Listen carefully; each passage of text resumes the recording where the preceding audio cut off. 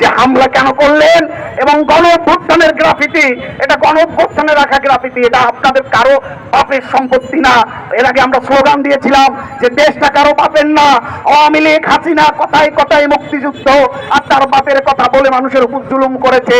ফলে আজকে আমরা ওই গতকাল 16 তারিখ আমরা গিয়েছিলাম যে স্বরাষ্ট্রমন্ত্রীর কাছে জানতে যে হামলা কেন হলো এবং এই গ্রাফিতি কেন মোচা হলো, যে গ্রাফিতি গণ অভ্যুত্থানে রাখা গ্রাফিতি সেটা পাঠ্যপুস্তক থেকে কেন অপসারণ করা হলো। বন্ধুগণ, আমরা বিহ্বল হয়ে গিয়েছি। এই সরকার যারা বসে আছেন তারা আন্দোলন করেছে আমরা হাসিনার গুলির সামনে। ওই যে শুনেছেন শেষটারা যেমন দাঁড়িয়েছিল, ওই নেবুলারা দাঁড়িয়েছিল, ওই ইভান গতকাল আহত হয়েছে। 15 তারিখে এই ঢাকা বিশ্ববিদ্যালয়ে ছাত্রলীগের হামলায় ইভানের ডান হাত ভেঙেছিল। আর গতকাল আমাদের এইরকম এসেছে, তারা গিয়ে আবার সেই ছাত্রদের হাত ভেঙে দিল, তাদেরকে আহত করলো। বন্ধুগণ, এই যে ঘটনা 15 এবং 16 তারিখের যে ঘটনা, এই দুই ঘটনার আমরা বিচার চাই, জড়িতদের সর্বোচ্চ বিচার চাই। এবং আমরা এই সমাবেশ থেকে স্পষ্টভাবে বলতে চাই যে গণ অভ্যুত্থানে রাখা যে গ্রাফিতি, যেটা পাঠ্যপুস্তকে ছিল, সেটাকে পুনঃস্থাপন করতে হবে।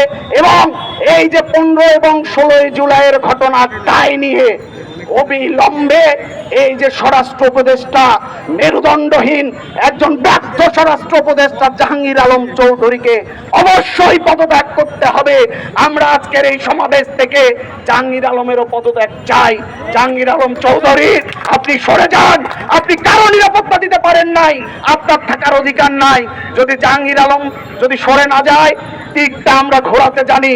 ইন্টারিম গভর্নমেন্ট, ইউনূস সাহেব, আপনিও মাথায় রাখবেন যে 24-এর গণ অভ্যুত্থান শুরু হয়েছিল ক্ষমা চাওয়া থেকে, শুরু হয়েছিল পদত্যাগ থেকে, তারপর কিন্তু এক দফা হয়ে গিয়েছে, তারপর কিন্তু ক্ষমতার মসনদ হাসিনার থেকে নাই। ফলে ওই যে ইউনূস সরকার, আপনি খুব মনোযোগ দিয়ে শুনবেন আমাদের কথা।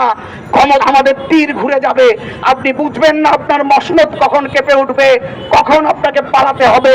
হাসিনার থেকেও খারাপ পরিণতি আপনার হবে।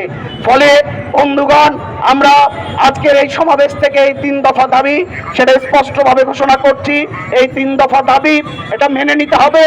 যদি মেনে না হয় তাহলে আমরা ছাত্র জনতা আমরা লড়াইয়ের পথ জানি। আমাদের হামলা করে আহত করে, আমাদেরকে মেরে হাত ভেঙে গুলি করে আমাদের পথ থেকে আমাদের সরানো যায় না। তার নজির 24-এর গণ অভ্যুত্থানে দেখেছেন, জানুয়ারিতে তার নজির শুরু হলো। ফলে এই হামলা মামলা ভয় দেখিয়ে আমাদেরকে লাভ নেই। আমাদের যে নৈতিকতার লড়াই, মনুষ্যত্বের লড়াই, বিবেকবোধের লড়াই,